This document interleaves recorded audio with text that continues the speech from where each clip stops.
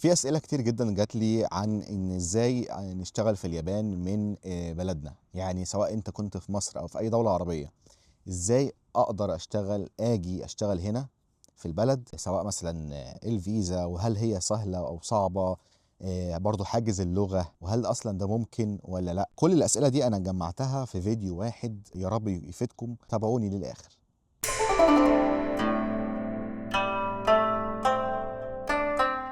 طيب الجزء الأول هنتكلم فيه على إيه أصلًا الوظايف المتاحة للأجانب هنا في اليابان. طيب من ضمن كتير جدًا من الوظايف، في وظايف معينة اليابان بتحتاج أجانب فيها أو ما عندهاش مشكلة إن الأجانب يشتغلوها، وهي رقم 1 أولًا تدريس اللغة الإنجليزية، سواء كنت أجنبي native English أو مش native، بتيجي هنا تدرس اللغة الإنجليزية ديًّا سواء في الحضانات أو في المدارس أو في اللي هي معاهد اللغات، اللي هي بتدرس اللغة بس. طيب وتاني وظيفة هي البرمجة وتكنولوجيا المعلومات. هنا بيحتاجوا مبرمجين في مجال طبعا الكمبيوتر وما إلى ذلك كتير جدا. الشغل دوت لو انت محظوظ هتلاقي شركات دولية، يعني شركات انترناشونال طالبين حد ان هو يشتغل في فرع هنا مثلا في اليابان في شركة معينة. لو لقيت حاجة زي كده ممكن اصلا ما يطلبوش منك ياباني خالص. طيب في الوظائف بقى اليدوية او في الشغل اللي في المصانع، عادة ده شغل مش ممكن ما يطلبش منك يعني ياباني خالص، لان انت هتيجي تشتغل يقول لك شيل الكرتونة دي تحطها هناك، حط الكرتونة دي هناك، بس كده. يعني مش بيتطلب منك بقى لغة ومحاورات وحاجات كتير. ولكن في بعض المصانع بتتطلب منك ان انت تبقى واخد شهادة زي تكنيكال انترن تريننج بروجرام، حاجة كده ايه لازم بتاخدها علشان تبقى قابل ان انت تشتغل في هذا المصنع وما تعملهمش مشاكل. يعني بالنسبة لدي بيبقى ليها شروط معينة وخصائص معينة علشان يقدروا يديكوا الفيزة العمل بتاعتها. طيب ورابع شغلانة وهي الأخيرة وهي التمريض والرعاية الصحية. ان انت هنا بتيجي بتشتغل في يعني زي اسمها ايه مؤسسات كده بتاعت رعاية كبار السن، يعني تدخله الحمام، تأكله، تشربه، وهكذا. دي في كتير جدا من دول شرق اسيا بيجوا يشتغلوها، لان هي الميزه اولا مش بتطلب لغه منك برضو عاليه، زائد ان هي بتديك فيزا في البلد هنا 5 سنين، تقدر ان انت تقعد 5 سنين في البلد تشتغلهم. وبعد كده لو عاوز تجدد ممكن، لو مش عاوز بترجع بلدك تاني، يبقى اشتغلت 5 سنين جمعت مبلغ كويس تقدر تبدأ فيه في بلدك بحاجة كويسة. في برضو حاجة عايز اذكرها بعد ما قلنا الوظائف، حتة ان انت تيجي من بره اليابان بفيزا، فالموضوع ده بقى ميسر وبقى اسهل بكتير طبعا. طيب الجزء الثالث وهو ازاي تبدأ وايه الشروط اللي انا محتاجها علشان اقدر ان انا الاقي شغل هنا.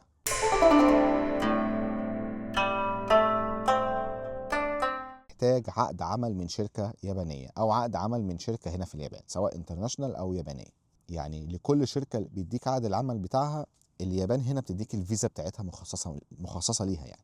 طيب يعني في مثلا شغل زي فيزة المهندس، زي فيزة الانجينير، بتبقى حاجة معينة، يعني بيتطلب منك ان انت لازم تكون واخد شهادة جامعية، بيتطلب منك برضو شوية لغة. وفي فيزة المدرس، سواء انت مدرس لغة انجليزية خلاص هيتطلب منك حاجات تانية. بس المدرس او سواء المهندس بيتطلبوا لازم يكون واخد شهاده جامعيه من البلد بتاعته. طيب بالنسبه بقى للفيزة الفني او اللي هو بتاع المصنع اللي هيشتغل في مصنع، ده ممكن بيقبلوا بالشهاده الثانويه العامه بس ما فيهوش مشكله، مش لازم شهاده جامعيه.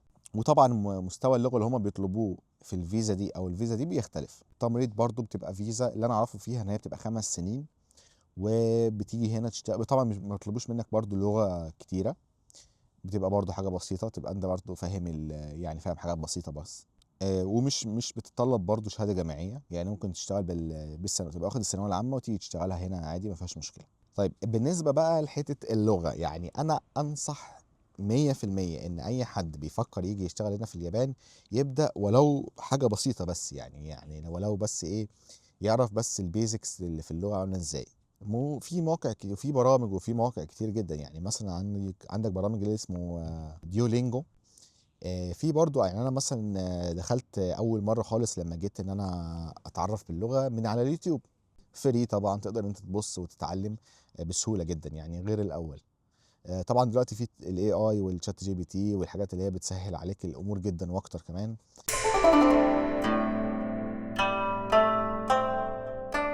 الجزء الرابع وهو طيب أقدّم منين؟ يا عم الحاج طب أنا جِبت كل الكلام دوًّا وذاكرت اللغة وبقيت يعني فاهم شوية أهو في اللغة ومعايا شهادة جامعية وأهو ضبطت كل حاجة. في شوية مواقع تقدر أنت تقدّم من عن طريقهم، منهم رقم 1 اللي هو اسمه Jinepot اللي أنا هاسيبه لكم طبعًا كل حاجة هاسيبها لكم في الرابط تحت، وبرضه هو ده الموقع.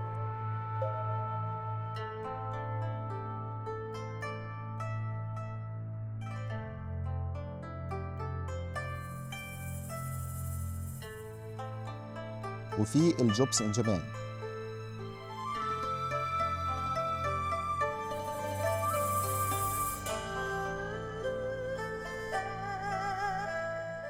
وفي الLinkedIn طبعًا اللي كلكم عارفينه، الLinkedIn برضه فيه يعني فيه وظايف كتير جدًا professional أكتر، بس هتلاقيهم بيحتاجوا مستوى عالي من اللغة ومستوى عالي جدًا من التعليم مثلًا، فهتلاقيهم صعبة شوية، وحتى هتلاقي الشركات اللي فيها شركات كلها Panasonic بقى وCanon والحاجات دي كلها. عادةً أنا مش باعمل فيديوهات عن يعني كاليابان والحياة فيها وما إلى ذلك، لإن أنا برضه مش يعني مش متخصص أوي، يعني أنا ممكن مجالي أكتر اللي هو الdesign وكده، ولكن بأسئلة المتابعين كتيرة عن الموضوع دوًّا، فأنا قُلت أعمل فيديو دوًّا وإن شاء الله يكون أنا فدتكم في حاجة، وبإذن الله هاسيب لكم برضه كل الروابط أو الحاجة اللي أنا اتكلمت فيها تحت في الdescription. وأتمنى يكون الفيديو عجبكم وأتمنى تكونوا استفدتوا، واستنوني في الفيديو القادم إن شاء الله. سلام عليكم.